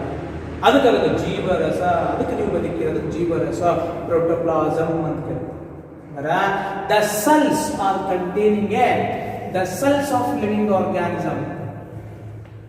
The cells are containing, the cells are containing, ಏನನ್ನ ಹೊಂದ್ಯಾವ? The cells are containing a living substance, a living substance. Living substance ಅಂದ್ರೇನು? ಜೀವರಸ. ಹೌದಾ? The cells are containing a living substance called protoplasm. Protoplasm is very important. This protoplasm is called physical basis of life. Why? Give reason ಅಂತ ಹೇಳ್ತಾರೆ. In protoplasm, all vital activities of the living organisms are going to take place. ಜೀವಿಯ ಎಲ್ಲ ಪ್ರಮುಖ ಪ್ರಕ್ರಿಯೆಗಳು ಈ ಕೋಶರಸದಲ್ಲಿ, ಈ protoplasm ನಲ್ಲೇ ಆಗ್ತವೆ. ಅದಕ್ಕೆ ಹಕ್ಸಲಿ ಅಂತಕ್ಕಂಥ ಸೈಂಟಿಸ್ಟ್ ಈ ಪ್ರೋಟೋಪ್ಲಾಸಮ್ಗೆ ಫಿಸಿಕಲ್ ಬೇಸಿಸ್ ಆಫ್ ಲೈಫ್ ಅಂತ ಕರೆದ್ರು. Huxley, a biologist, Huxley called the protoplasm as physical basis of life. Why is so called? Because all vital activities of the living organism are going to take place inside the protoplasm. That's why he referred the protoplasm as physical basis of life. ಹೌದಾ? ಹಂಗಾರೆ ಇದು NEET point. Huxley ಅಂತಕ್ಕಂಥ scientist ನೋಡಿ, NEET point ನೆನಪಿರಲಿದೆ. Okay, Huxley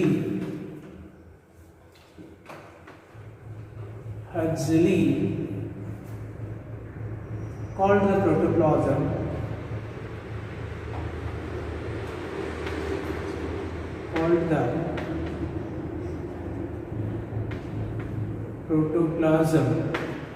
as ಏನಂತಂದ್ರೆ physical basis of life. Physical basis of life. This is very important.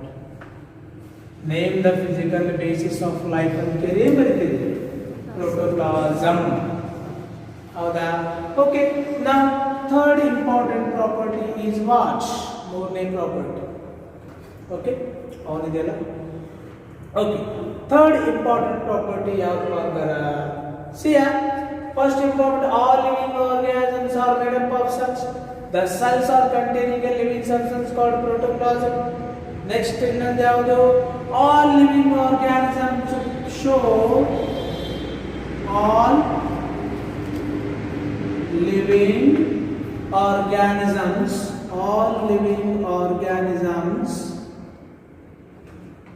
show growth and development.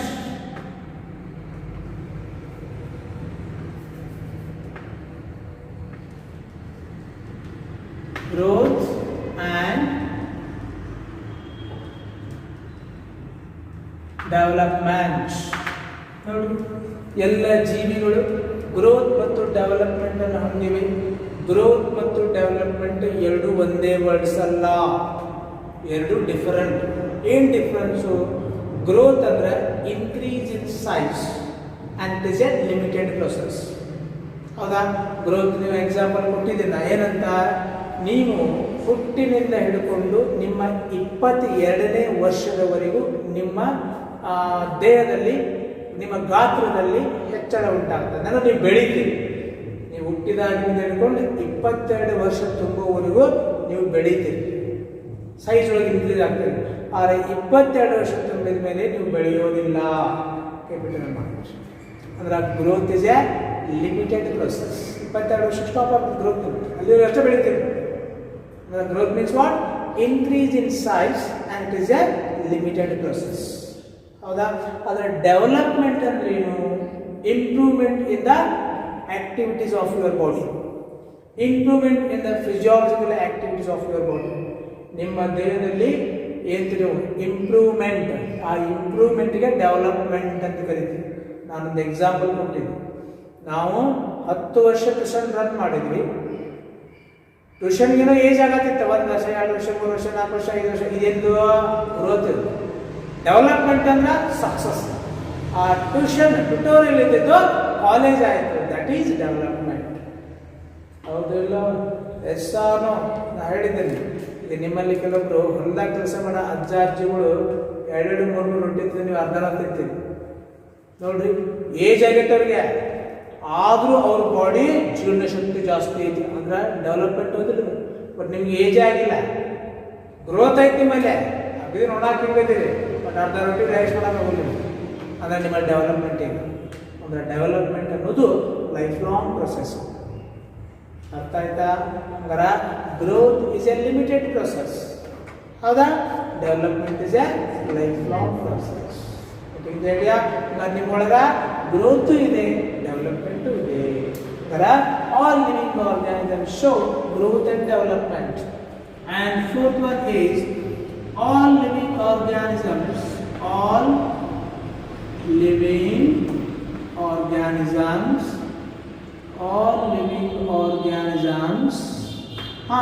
show movements ನೋಡ್ರಿ. ಎಲ್ಲ ಜೀವಿಗಳು ಚಲಿಸುತ್ತವೆ, ಒಂದು ಕಡೆಯಿಂದ ಇನ್ನೊಂದು ಕಡೆ ಚಲಿಸ್ತವ, ಮೂವ್ಮೆಂಟ್ಸ್ ಇಂದ ಹೊಂದ್ಯಾವ. These are also characteristic properties of living organisms. Fifth one, all living organisms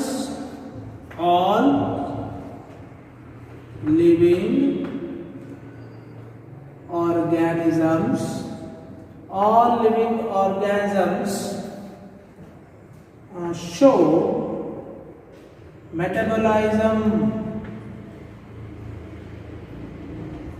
metabolism. It's very important. ಎಲ್ಲ ಜೀವಿಗಳು ಮೆಟಬಲಾಯಿಸಮ್ ಅನ್ನು ಪ್ರೊಜೆಸ್ ಮಾಡ್ತಾವ, ಶೋ ಮಾಡ್ತಾವ. ಏನು ಮೆಟಬಲಾಯಿಸಮ್ ಅಂದ್ರೆ ಎಲ್ಲ ಜೀವಿಗಳಲ್ಲಿ ಬಹಳಷ್ಟು ಜೀವರಾಸಾಯನಿಕ ಕ್ರಿಯೆಗಳು ಪ್ರತಿ ಸೆಕೆಂಡಿಗೂ ನಡೀತಾ ಇರ್ತವ.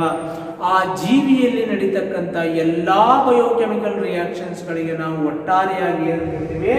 ಮೆಟಬಲಾಯಿಸಮ್ ಅಂತ ಕರಿತೇವೆ. Metabolism means the sum total of all biochemical reactions taking place inside the cell, inside the organism. ಒಂದು ಜೀವಿಯಲ್ಲಿ ನಡೀತಕ್ಕಂಥ ಎಲ್ಲಾ ಜೀವರಾಸಾಯನಿಕ ಪ್ರಕ್ರಿಯೆಗಳನ್ನು ಒಟ್ಟಾರೆಯಾಗಿ ನಾವು ಏನಂತ ಕರಿತೇವೆ? ಮೆಟಬಲಾಯಿಸಮ್ ಅಂತ ಕರಿತೇವೆ. ಅರ್ಥ ಆಗ್ತಾ ಇದೆ? What you mean by metabolism? The sum total of all biochemical reactions taking place inside the organism are known as metabolism. ಯಾವ್ಯಾವು ನೋಡ್ರಿ, ಫೋಟೋಸಿಂಥೆಸಿಸ್ ಅಂತ ಒಂದು ಎಕ್ಸಾಂಪಲ್ ತಗೊಳ್ಳೋಣ. ಏನಾಗ್ತದ ಫೋಟೋಸಿಂಥೆಸಿಸ್ ನಲ್ಲಿ? ದ್ಯುತಿ ಸಂಶ್ಲೇಷಣೆ ಕ್ರಿಯೆ ಅಂತ ಕರಿತೀವಿ ನೀವು ಕನ್ನಡ ಮೀಡಿಯಂದು. ಹಂಗಾರ ಆ ದ್ಯುತಿ ಸಂಶ್ಲೇಷಣೆ ಕ್ರಿಯೆ ಫೋಟೋಸಿಂಥೆಸಿಸ್ ನಲ್ಲಿ ಏನಾಗ್ತದ? ಇಂಗಾಲದ ಡೈಆಕ್ಸೈಡ್ ಅಂದ್ರೆ ಕಾರ್ಬನ್ ಡೈಆಕ್ಸೈಡ್, ನೀರು ಅಂದ್ರೆ ವಾಟರ್, ಎರಡೂ ಕಂಬೈನ್ ಆಗ್ತಾವ. ಹೌದಾ? ಹಸಿರು ಸಸ್ಯಗಳು ಏನ್ ಮಾಡ್ತಾವ? ಪತ್ರ ಹರಿತ್ತುವಿನ ಸಹಾಯದಿಂದ, green plants with the help of chlorophyll molecules ಗೆ ಕನ್ನಡದಲ್ಲಿ ಪತ್ರ ಹರಿತ್ತು ಅಂತ ಕರೀತಾರೆ. ಆ ಹಸಿರು ಸಸ್ಯಗಳು ಕ್ಲೋರೋಫಿಲ್ ಮಾಲಿಕ್ಯೂಲ್ಸ್ ಪತ್ರ ಹರಿತ್ತಿನ ಸಹಾಯದಿಂದ ಸನ್ಲೈಟ್ ಅಂದ್ರೆ ಸೂರ್ಯನ ಬೆಳಕನ್ನು ಹೀರಿಕೊಂಡು ಇಂಗಾಲದ ಡೈಆಕ್ಸೈಡ್ ಮತ್ತು ವಾಟರ್ ಅನ್ನ ಏನ್ ಮಾಡ್ತಾವ? ಕಂಬೈನ್ ಮಾಡಿ ಗ್ಲೂಕೋಸ್ ಅನ್ನು ರೆಡಿ ಮಾಡ್ತಾವ. ಈ ಪ್ರಕ್ರಿಯೆಗೆ ನಾವು ಫೋಟೋಸಿಂಥೆಸಿಸ್ ಎನ್ನುತ್ತೇವೆ, ದ್ಯುತಿ ಸಂಶ್ಲೇಷಣಾ ಪ್ರಕ್ರಿಯೆ ಎನ್ನುತ್ತೇವೆ.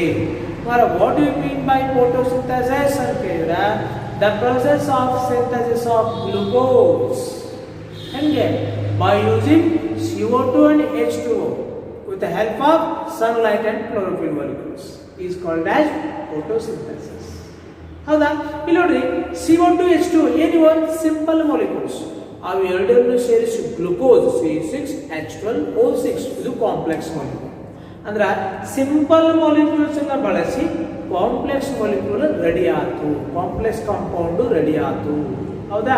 ಈ ಎನರ್ಜಿ ಖರ್ಚಾಯ್ತು, ರಿಲೀಸ್ ಆಯ್ತು, ಖರ್ಚಾಯ್ತು. ಎಲ್ಲಿಂದ ಬಂತ ಎನರ್ಜಿ? ಸೂರ್ಯನ ಶಾಖ, ಸೂರ್ಯನ ಎನರ್ಜಿಯನ್ನು ಬಳಸಿಕೊಂಡು ಹಸಿರು ಸಸ್ಯಗಳು ಏನ್ ಮಾಡಿದವೋ ಇಂಗಾಲದ ಡೈಆಕ್ಸೈಡ್ ಮತ್ತು ವಾಟರ್ ನ ಕಂಬೈನ್ ಮಾಡಿ ಗ್ಲುಕೋಸ್ ಅಂತಕ್ಕಂಥ ಕಾಂಪ್ಲೆಕ್ಸ್ ಕಾಂಪೌಂಡ್ ಅನ್ನ ರೆಡಿ ಮಾಡಿದ್ವು. ಹೌದಾ? ಹೌದಾ? ಇದೊಂದು ಬಯೋಕೆಮಿಕಲ್ ಪ್ರೊಸೆಸ್ ಹೌದಿಲ್ಲ? ಇದು ಮೆಟಬಲಾಯಿಸಮ್, ಇದು ಸಸ್ಯಗಳು ನಡೆದಿದ್ದಿಲ್ಲ, ಇದೊಂದು ಬಯೋಕೆಮಿಕಲ್ ಪ್ರೊಸೆಸ್ಸೇ. ಹೌದಾ? ಇಲ್ಲ, ಜೀವರಾಸಾಯನಿಕ ಪ್ರಕ್ರಿಯೆನೇ ಇದು. ಇನ್ನೊಂದು ನಡೀತದ, ಪ್ಲಾಂಟ್ಗಳು ಉಸಿರಾಡ್ತಾವ, ನೀವು ಉಸಿರಾಡ್ತೀರಿ, ಉಸಿರಾಡ್ತಾವ ಪ್ಲಾಂಟ್ ಇರ್ಬೋದು, ನೀವಿರ್ಬೋದು.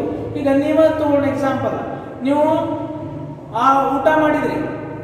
ಊಟ ಮಾಡಿದ್ರಿ ಪಾಲಿಸ್ಯಾಕರೈಡ್ ಆಯ್ತು, ಡೈಸ್ಯಾಕರೈಡ್ ಆಯ್ತು, ಡೈಸ್ಯಾಕರೈಡ್ ಆಯ್ತು, ಮೋನೋಸ್ಯಾಕರೈಡ್ ಆಯ್ತು, ಮೋನೋಸ್ಯಾಕರೈಡ್ ಆದ್ಮೇಲೆ ಅಂದ್ರೆ ಗ್ಲೂಕೋಸ್, ಫ್ರಕ್ಟೋಸ್, ಗ್ಯಾಲಕ್ಟೋಸ್ ಆದ.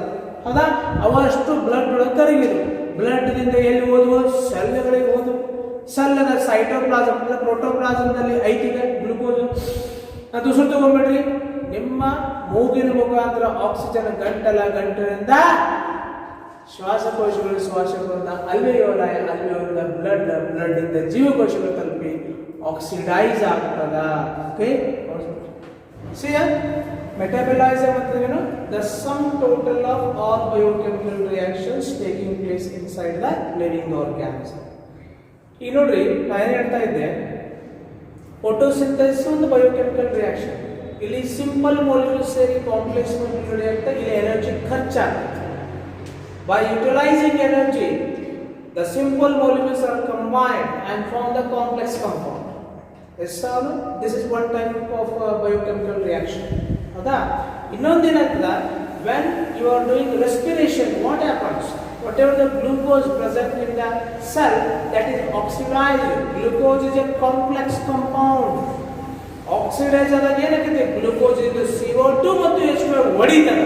ಒಡೆದಾಗ ಏನಾಗುತ್ತೆ? ಎನರ್ಜಿ ಲಿಬರೇಟ್ ಆಗ್ತದೆ. ಇಲ್ಲಿ ಎನರ್ಜಿ ಸ್ಪೆಂಡ್ ಆಗಲಿಲ್ಲ, ರಿಲೀಸ್ ಆಯ್ತು. ಹೌದಾ? ಇದೊಂದು ಬಯೋಕೆಮಿಕಲ್ ರಿಯಾಕ್ಷನ್. ಇದಕ್ಕೂ ಮೆಟಾಬಲಾಯಿಸಮ್, ಬೋತ್ ಆರ್ ಮೆಟಾಬಲಾಯಿಸಮ್. ಆದರೆ ಒಂದರಲ್ಲಿ ಸಿಂಪಲ್ ಮಾಲಿಕ್ಯೂಲ್ ಸೇರಿ ಕಾಂಪ್ಲೆಕ್ಸ್ ಮಾಲಿಕ್ಯೂಲ್ ಆಗ ಎನರ್ಜಿ ಖರ್ಚಾಗತೈತಿ, ಇನ್ನೊಂದೊಳಗ ಕಾಂಪ್ಲೆಕ್ಸ್ ಮಾಲಿಕ್ಯೂಲ್ ಸಿಂಪಲ್ ಆಗಿ ಉಳಿಯುತ್ತೆ, ಅದು ಎನರ್ಜಿ ರಿಲೀಸ್ ಆಗುತ್ತೆ. On that case, we are going to classify the metabolism into two types. They are anabolism and metabolism. Anabolism ಅಂದ್ರೆ simple molecules combine ಆಗಿ complex molecule ready ಆಗ್ತದೆ, ಇಲ್ಲಿ energy ಖರ್ಚಾಗ್ತದೆ. The process of synthesis of complex compound by using simple molecules and by utilizing energy. ಎನರ್ಜಿಯನ್ನು ಖರ್ಚು ಮಾಡಿ simple molecules ಅನ್ನು combine ಮಾಡಿ complex compound ಅನ್ನು ರೆಡಿ ಮಾಡತಕ್ಕಂತ ಪ್ರಕ್ರಿಯೆಗೆ ನಾವು ಏನು ಕರೀತೀವಿ? Anabolism. The best example for anabolism is photosynthesis.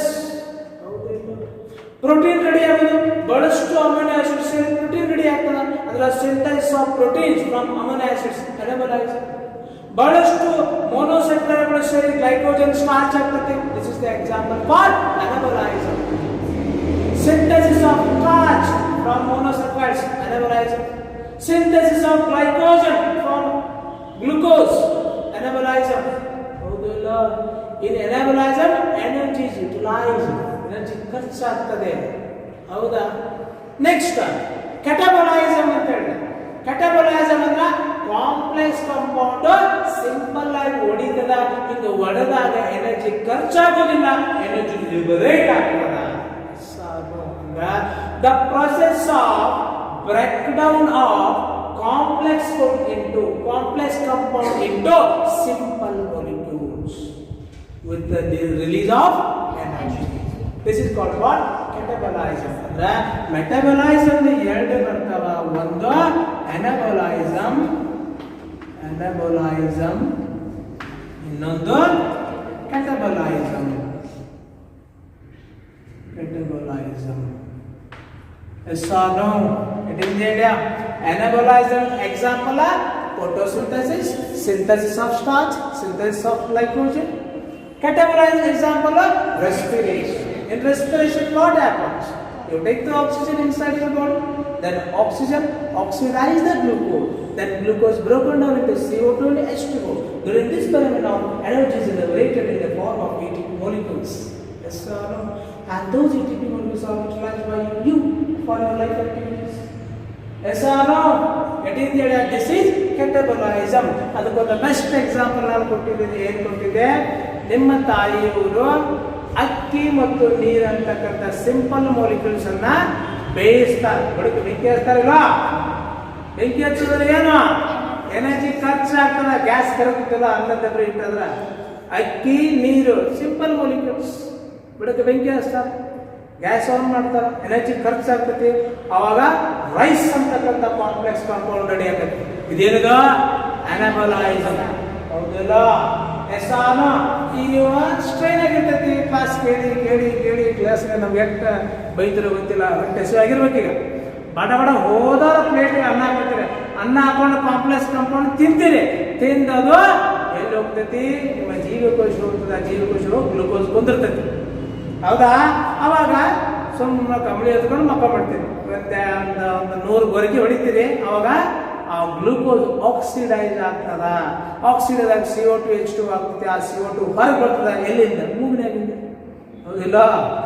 ಅದು H2 ಅಲ್ಲೇ ಉಳ್ಕೊತದ. ಈಗ ಗ್ಲೂಕೋಸ್ ಇದು CO2 ಮತ್ತು H2 ಆದಾಗ ATP ಪ್ರೊಡ್ಯೂಸ್ ಆಗ್ತದೆ, ಎನರ್ಜಿ ಪ್ರೊಡ್ಯೂಸ್ ಆಗ್ತದ. ಅಂದ್ರ ನಿಮ್ಮ ತಾಯಿಯವರು ಅಡಿಗೆ ಮಾಡೋದು ಎನಾಬಲೈಸಮ್, ತಿಂದ ಮಕ್ಕಳದು. ಮತ್ತೆ ಎಕ್ಸಾಂಪಲ್ ಇದನ್ನ ಬರ್ದಿರಿ. Eating and sleeping is example for catabolism. Cooking of rice by our mother is example for anabolism. ಬರ್ದಿರಿ. ಹಾಸ್ಕೊಡೋದಲ್ಲ. ಗೊತ್ತಾಯ್ತು? In this way, metabolism is of two types, anabolism and catabolism. ಇಲ್ಲಿ anabolism ನಲ್ಲಿ ಒಂದು ಸಿಂಪಲ್ ಮಾಲಿಕ್ಯೂಲ್ಸ್ ಇಂದ complex compound construct ಆಗ್ತದೆ. ಅದಕ್ಕೆ constructive process ಅಂತ ಕರೀತಾರೆ. ಇದಕ್ಕೆ ಡಿಸ್ಟ್ರಕ್ಟಿವ್ ಪ್ರೋಸೆಸ್ ಅಂತ ಹೊಡಿತೈತಿ molecule. These are the important characteristic properties of living organisms. You know, all living organisms are made up of cells. The cells are containing a living substance called protoplasm. In protoplasm, all vital activities of the living organisms are going to take place. That's why Huxley defined the protoplasm as physical basis of life. And all living organisms show growth and development. Growth is a limited process. It is nothing but it is increase in size.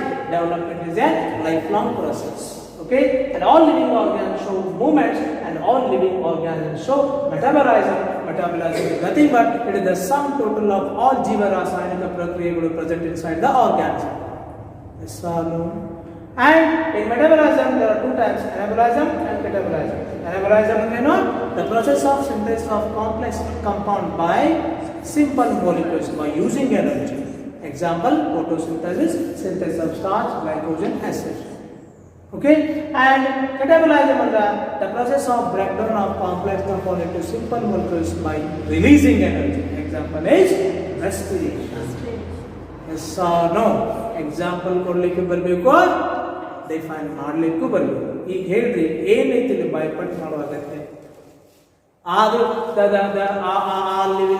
Living organism ಏನಿದು show moments ಏನಿದು ಯಾವಾಗಲೂ ಕರೆಕ್ಟಾಗಿ focus ಮಾಡಬೇಕು.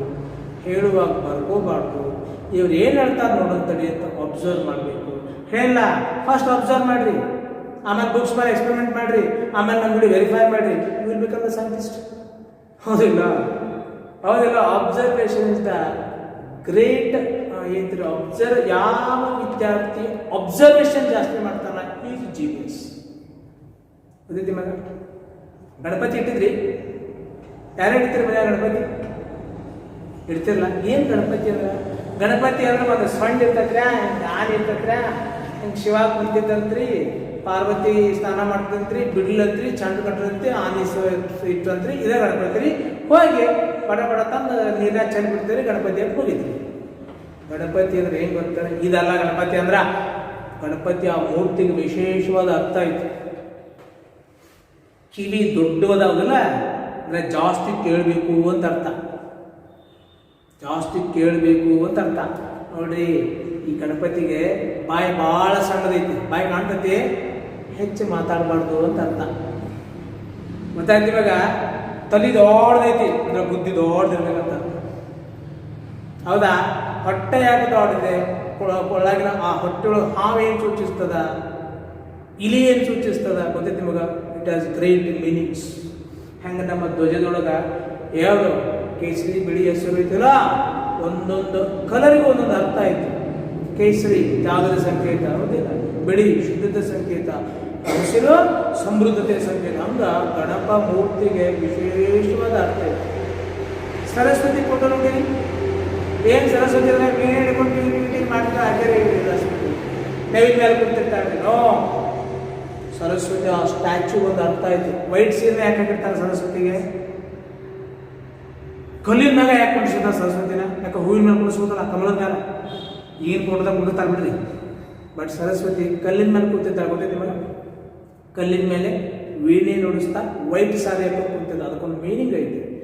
ಸರಸ್ವತಿ ಎಂಥವ್ರಲ್ಲಿ ನೆಲೆಸ್ತಾಳಪ್ಪ ಅಂತಂದರೆ, ಯಾವ ವಿದ್ಯಾರ್ಥಿಯ ಮನಸ್ಸು ಶುಭ್ರತೆ ಇರಬೇಕು, ಪವಿತ್ರ ಇರಬೇಕು. ವೈಟ್ ಸಾರಿ ಐತಲ್ಲ, ಇದು ಶುಭ್ರತೆಯ ಸಂಕೇತ.